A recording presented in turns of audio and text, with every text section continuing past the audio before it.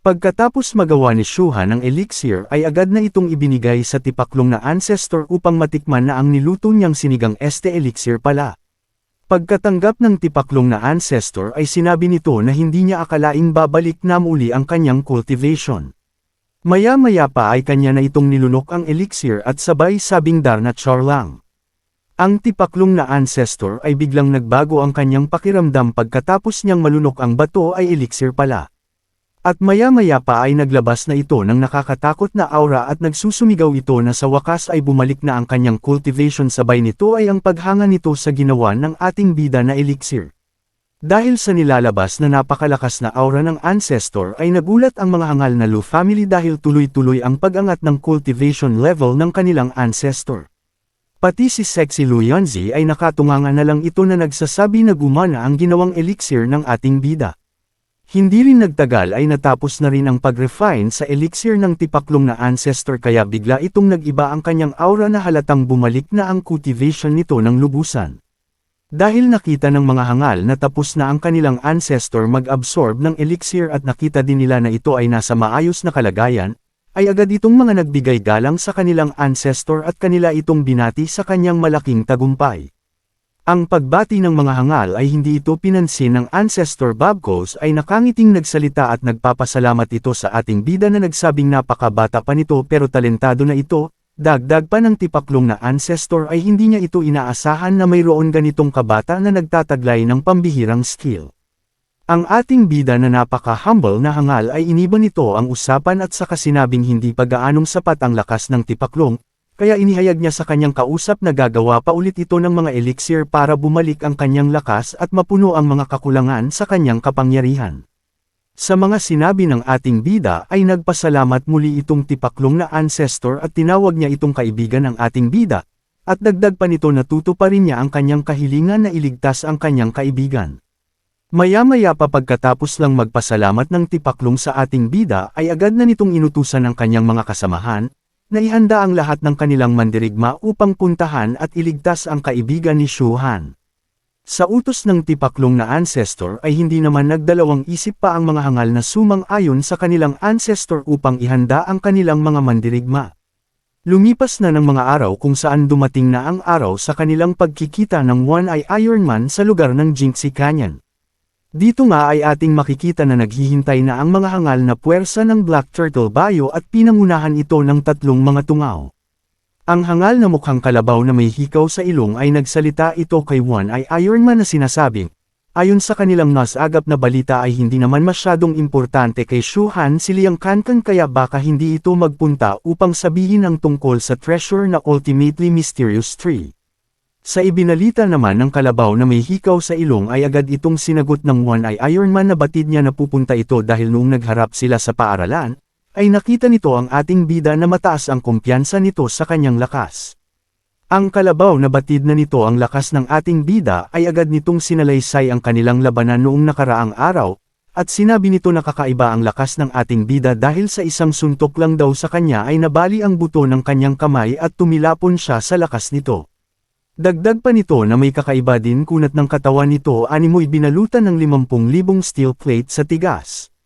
Kaya ang hinala ng hangal ay nasa core foundation stage na ang tinataglay na lakas ng ating bida. Ang hangal na si One-Eye Iron Man ay hindi ito sumang-ayon sa kalabaw na nasa core foundation stage na ang ating bida, dahil ayon sa kanyang investigasyon ay kailan lang ito nagsisimulang maging isang cultivator kaya malabo ito na makatungtong agad sa core foundation stage sa maikling panahon.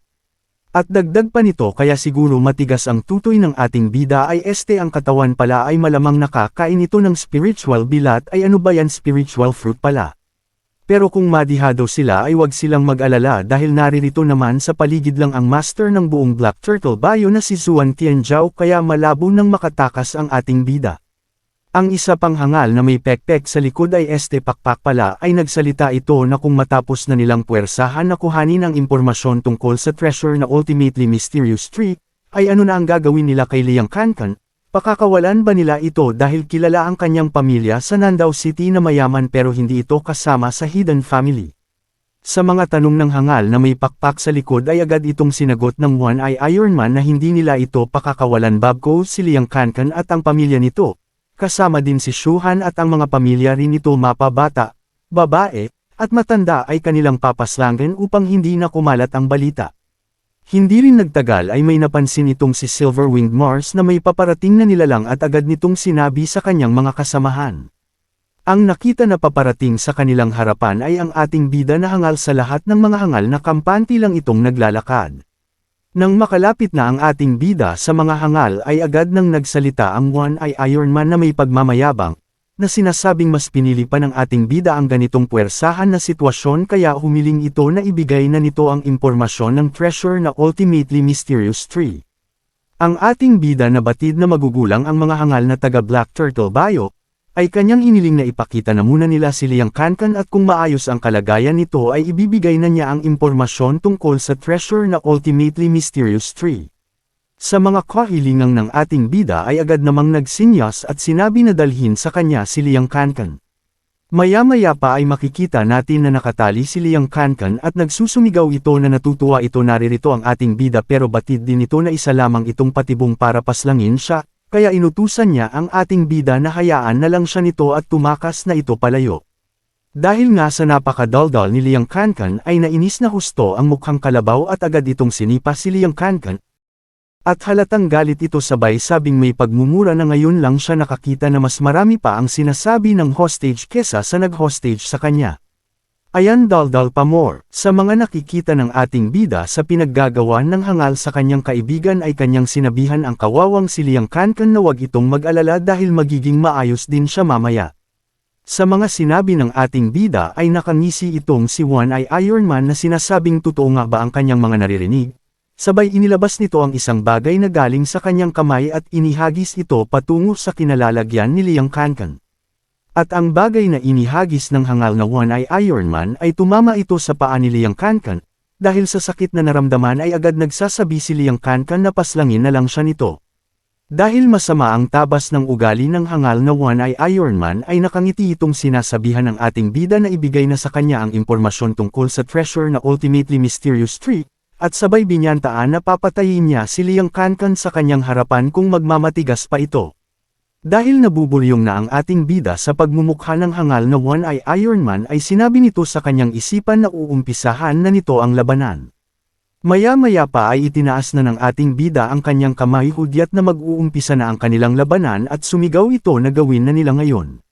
Sa mga sinabi ng ating bida ay hindi rin nagtagal bigla na lang may isang napakalakas na aura na bumulabog sa kagubatan, at maya-maya pa ay may kung anong bagay na napakabilis na dumaan sa harapan ng mga hangal.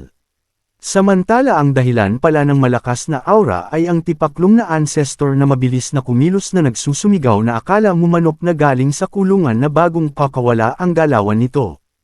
Hindi rin nagtagal ay hawak na nito si Liang Kankan upang itakas at inihatid ito sa ating bida.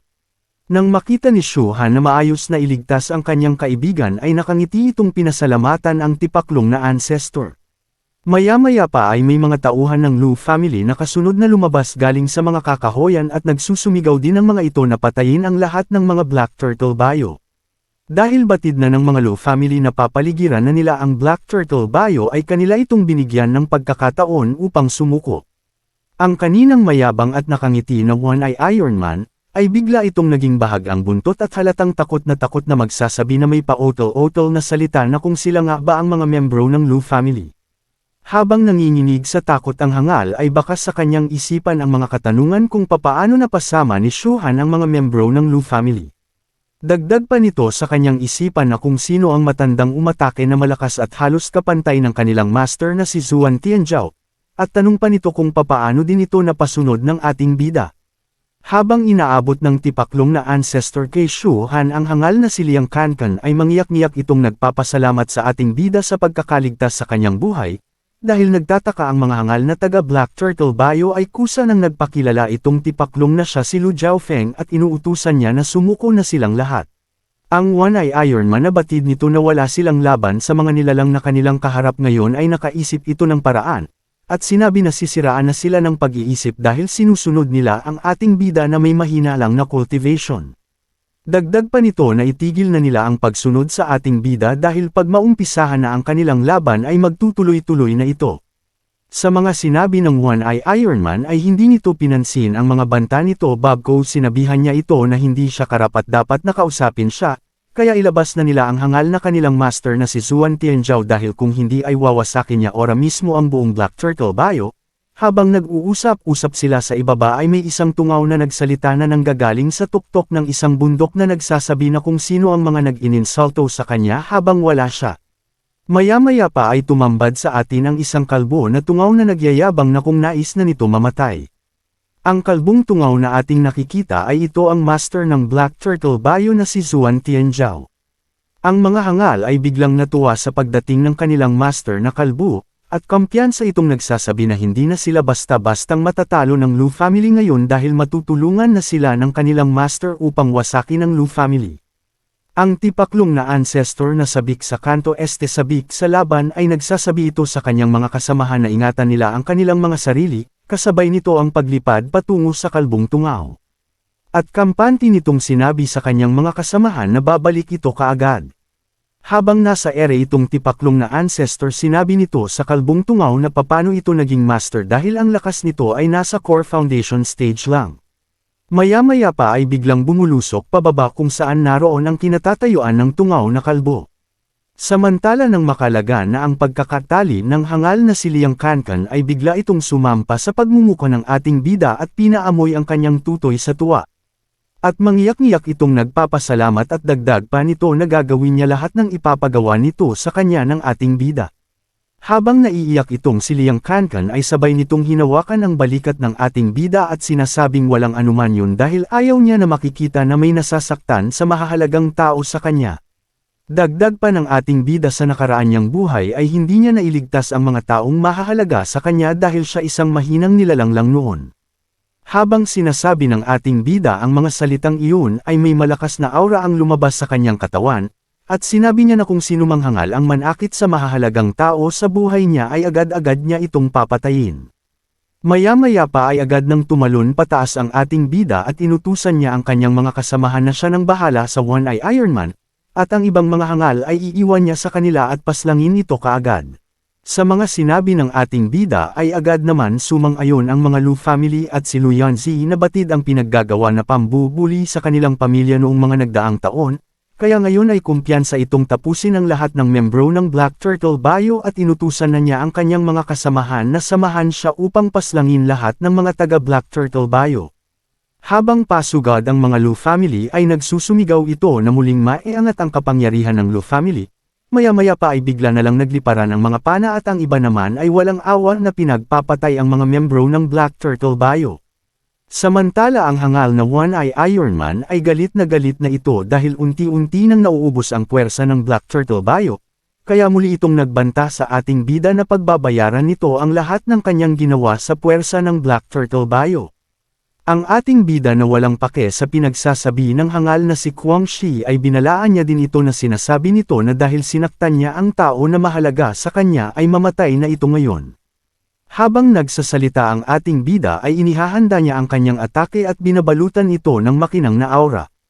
Ang hangal na si One-Eye Iron Man ay batid na tutuluyan siya ng ating bida, ay agad na niyang inactivate ang kanyang kapangyarihan maya-maya ay biglang binalutan ng parang kaliskis ng tilapia ang buo nitong katawan. Ang ating bida na wapake sa mga pinaggagawan ng hangal na One-Eye Iron Man ay hindi ito nag-atubili na bigyan ng isang malapakyaw na suntok. Maya-maya pa ay nagsabay na tumama na ang mga suntok nila sa kanilang mga katawan, pero ang hindi inaasahang pangyayari ay hindi man lang ito napinsala sa nagawang atake ng ating bida kay One-Eye Iron Man. Dahil may kakaibang item na ipinalagay ang hangal na One-Eye Iron Man kaya ito hindi tinablan ng atake ng ating bida siguro ko ang item na pinalagay ng hangal ay 100,000 na anti-Kiris. ML Gamer lang ang makakaalam sa item na yon. Balik tayo sa kwento dahil nga napakakunat ng katawan ng hangal na One-Eye Iron Man kaya bahagya lang itong napa-atras, pero kabaliktaran sa ating bida dahil sa tama ng isang suntok sa kanya ay tumilapon ito pabalik at tumama ang katawan niya sa isang malaking bato sanhi ng pagkawasak nito. Si Liang Kankan na nakita ang kaganapan ay napasigaw ito sa sobrang pag-aalala niya sa kanyang kaibigan. Samantala ang hangal na One-Eye Iron Man na sobra-sobra ang kumpiyansa sa kanyang lakas ay nagngangawa ito na nagsasabi na napakahangal daw ng ating bida dahil hindi niya alam na pinaangat nito ang kanyang body defense gamit ang bagong gawan ng kanyang kumpanya. Dagdag pa nito na kaya nitong salagan ang atake ng Core Foundation stage pababa, pagmamayabang pa nito na mas malakas siya kung sa hand-to-hand combat ang labanan kaya ang masasabi na lang daw niya sa ating bida ay dito na ito mamamatay. Kung umabot ka sa video na ito, ibig sabihin na gustuhan mo ang kwento, kaya naman humihingi ako ng kaunting suporta kahit isang like lang. Kung nais nyo naman na malaking suporta ay huwag nyo kalimutan pindutin ang subscribe at notification bell para buwan mano ka kung may i-upload ako na bagong video. Salamat mga hangal.